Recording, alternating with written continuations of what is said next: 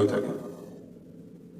আর যদি তাহারা বুঝদান হওয়ার পরও যদি তাহারা এই কাজ না করে, একতরফা মায়ের কথা শুনে যদি তাহারা মায়ের পক্ষপাতী হয়ে যদি তারা বাবার সহিত অবিচার করে, বাবার সহিত যদি তাহারা খারাপ ব্যবহার করে, আল্লাহ নবী বলেছেন এই সমস্ত ছেলেমেয়েরা সিধা জাহান্নামবাসী হবে, কোনো জায়গায় এরা দাঁড়াতে পারবে না।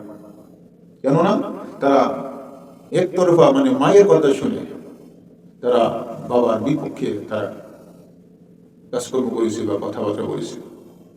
এই জন্যই বলা হয়েছে যদি বাবা মা ঝগড়া বিবাদ করে, যদি ছেলে সন্তান বড় হয়ে থাকে, বুঝদান হয়ে থাকে, বিবেকবান হয়ে থাকে, তাহলে তাদের নিয়ম হলো, তাদের উচিত হইল বাবা মার সহিত তাদেরকে মীমাংসা করে দেওয়ার জন্য কথাবার্তা বলে, তাদের দুজনের মধ্যে উভয়ের মাঝে তাদেরকে কথাবার্তা বলাই তাদেরকে আবার রাগান্বিত থেকে তাদেরকে আবার হাসি খুশি দিয়ে ফিরিয়ে নেওয়ার জন্য তাদের একটা দায়িত্ব রয়ে আছে। যাই হোক, আল্লাহ রাব্বুল আলামিন বলেন, যারা দুনিয়ার জমিনে আমি আল্লাহর হুকুম মানবে না, আমি আল্লাহর কথা শুনবে না, তাদেরকে আমি আল্লাহ রাব্বুল আলামিন জ্বলন্ত অপরিচিত অগ্নি শিখার মধ্যে তাদেরকে আমি আল্লাহ তাআলা নিক্ষিপ্ত করিব। এরপরে আল্লাহ রাব্বুল আলামিন বলেন, قالت أم سليمان بن داود عليه السلام। আল্লাহ রাব্বুল আলামিন হযরত সুলাইমান আলাইহিস সালাতু ওয়াস সালামের আম্মা সম্পর্কে বলতেছেন যে হযরত সুলাইমান আলাইহিস সালাতু ওয়াস সালামের আম্মা তাহার সুযোগ্য পুত্র হযরত সুলাইমান আলাইহিস সালাতু ওয়াস সালামকে বললেন, বাবা সুলাইমান, রাত্রি বেলায় বেশি ঘুমাইও না, রাত্রে বেলা বেশি সময় ঘুমাইলে তোমাকে হাসরের ময়দানে গরীব করে বানাবে। অর্থাৎ তুমি যদি রাত্রি বেলায় বেশি ঘুমিয়ে পড়ো, বেশিরভাগ সময় যদি রাত্রি বেলায় ঘুমিয়ে যাও, বৎস শুনিয়ে রেখো, তুমি হাসরের ময়দানে গরীব হয়ে যাবা। কেননা রাত্রির বেলা আল্লাহ তাআলার রহমতের বাগ বেশি চালু থাকে। আল্লাহ তাআলার এক বুজুর্গ ব্যক্তি বলিয়াছেন,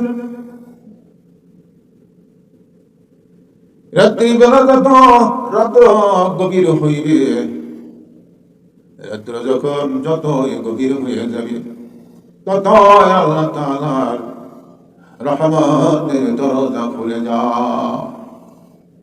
এই জন্যই বান্দা বান্দির নিয়ম হইল, উচিত হইল তারা রাত্রে বেলায় যেন বেশি না ঘুমায়। ঘুমের চাইতে নিদ্রার ভাগ বেশি করতে হইবে, আর নিদ্রার ভাগ বেশি হইলে শুধু হবে না, ভাইয়ের আমার কথাগুলো বুঝতে হইবে।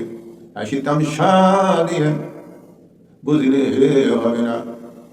হযরত সুলাইমান আলাইহিস সালামের আম্মা বলেন, বাবা সুলাইমান, রাত্রি বেলা বেশি ঘুমাইও না, সময় ভাগ করে নিবা, দিন ভাগে ধরিবা, আল্লাহ তাআলার বন্দেগীতে কাটাইবা, আর এক ভাগ ঘুমের ঘরে কাটাইবা।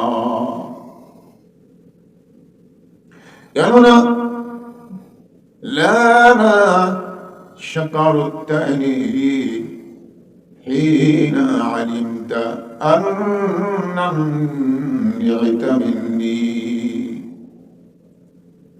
তুমি আমার শুকর করে না, যখন তুমি ইহা বুঝতে পারেছ, তার মানে হযরত দাউদ আলাইহিস সালাতু ওয়াস সালাম আল্লাহকে বলেন, রব্বুল আলামিন, ও আল্লাহ তাআলা,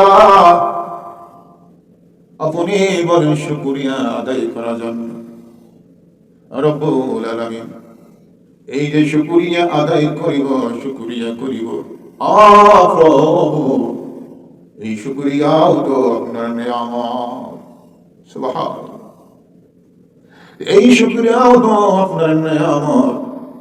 তখনই আল্লাহ রাব্বুল আলামিন বলিলেন, লা না শাকার তিনি হিনা আলিমতা আন্না নি'মাতা মিন্নি। আয়া দাউদ, তুমি তো এখনই আমার শুকরিয়া আদায় করলা। আল্লাহ তাআলা বলেন, দাউদ তুমি তো এখনো আমার শুকরিয়া আদায় করলা। সুবহানাল্লাহ, শুকরিয়া আল্লাহ তাআলার নিয়ামত। দাউদ আলাইহিস সালাম বললেন, আল্লাহ তাআলা বলেন, দাউদ তুমি তো এখনো আমার শুকরিয়া আদায় করলা। সুবহানাল্লাহ।